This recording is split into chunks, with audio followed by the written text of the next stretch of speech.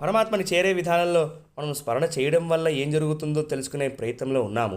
నిన్నటి రోజున 2 విషయాలు తెలుసుకున్నాము. ఇవాల్టి మూడో విషయం ఏమిటి అంటే, మన పెద్దలు 4 రాళ్ళు దాచుకుంటే వృద్ధాప్య దశకి పనికొస్తుంది అని చెబుతూ ఉంటారు. కానీ గుర్తించాల్సిన విషయం ఏమిటి అంటే, ఆ దాచుకున్నది కేవలం ఈ జన్మకే పనికొస్తుంది.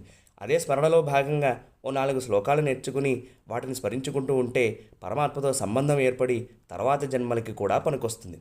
నాలుగో విషయం ఏమిటి అంటే, ప్రాయశ్చిత్త కర్మలు, తపస్సు, దానము, జపముల వలన కేవలం పాపము తొలగిపోతుంది, కానీ అంతఃకరణ శుద్ధి మాత్రం ఏర్పడదు. అంతఃకరణ శుద్ధి కేవలం పరమాత్మని స్మరించినప్పుడే జరుగుతుంది. ఇది నిరూపిస్తుంది అజామిలోపాఖ్యానం శ్రీమద్భాగవతంలో. యమదూతల్ని చూసిన అజామిలుడు తన కొడుకైన నారాయణ అని పిలిస్తే అప్పుడు విష్ణు పార్షదులు వచ్చి, మీరు ఆయన తీసుకెళ్ళడానికి వీలు లేదు అని చెబుతారు యమదూతలకి.